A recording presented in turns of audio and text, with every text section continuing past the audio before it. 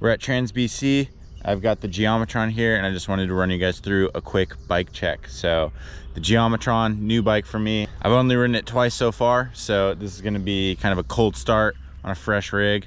But this is the size large, I'm pretty sure, but it's a 515 millimeter reach, 62.5 degree head angle.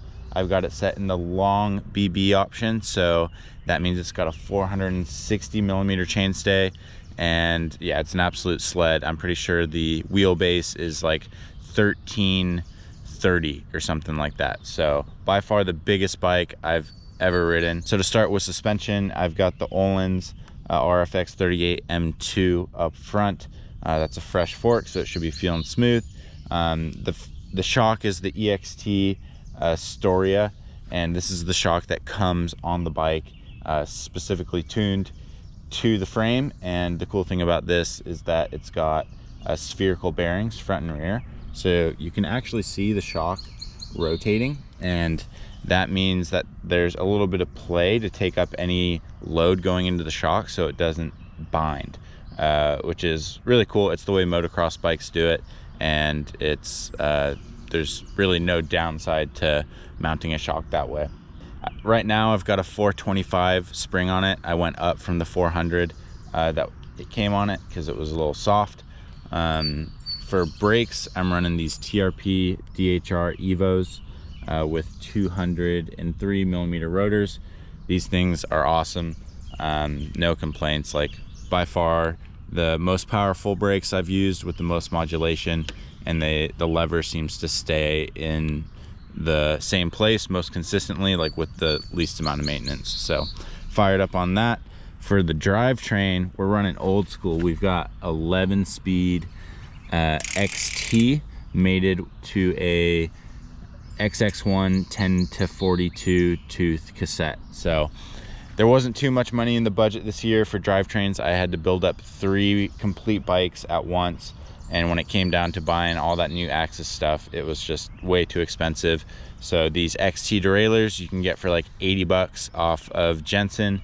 The shifters are like $60, and then these cassettes I got for like around 150 to 175 bucks off of Pink Bike, in really great shape.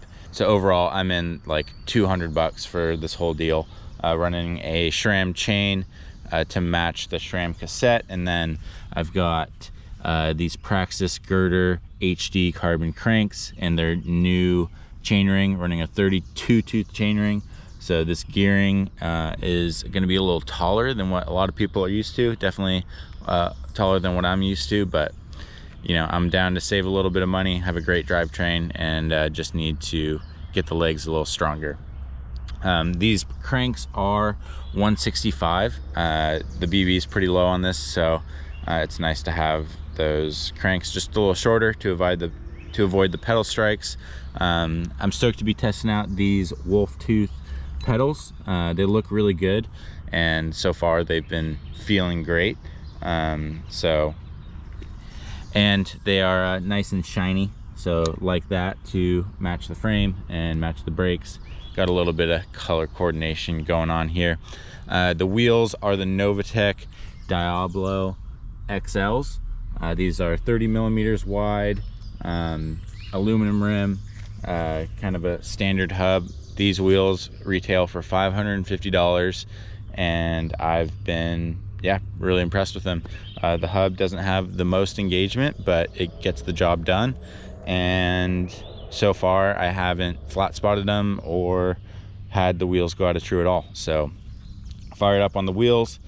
For the tires, I'm using all downhill casings. Got an Assegai 2.5 up front, kind of my go-to, with a DHR in the rear. Like I said, both downhill casings in the max grip compound, because we trying to get that max grip and keep my bike together. Moving up to the cockpit, we've got this wolf tooth Resolve dropper. This thing's 200 millimeters high, really light action. This lever is badass, and this post is fully serviceable, and feels great. It's really smooth.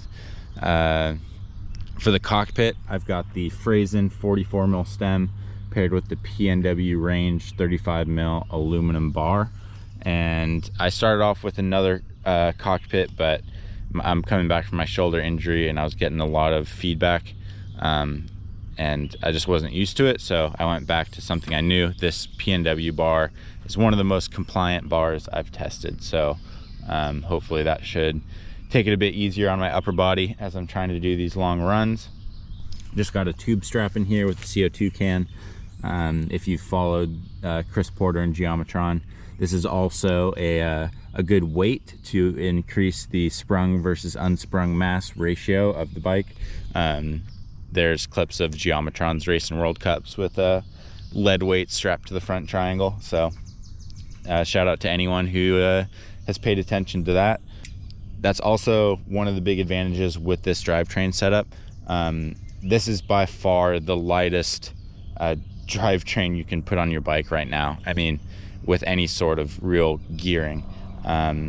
This derailleur and cassette compared to like the latest SRAM transmission drivetrain is like 300 to 400 grams lighter, and then I have a setup with the XTR derailleur that's even 100 grams lighter than that. So it's over a half a pound difference of weight hanging on your front wheel, and that's definitely going to affect the suspension performance of the bike. So kind of had that in mind too. It's just kind of a bonus of going with the budget option, but it is a lot lighter. All this entire build, I weighed it without the tube strap, but it came in at a little over 36 pounds, which is awesome, I think, for a bike that's this burly, coil shock, downhill tires, and meant to like really push the limits on what this bike can ride. So that's the build.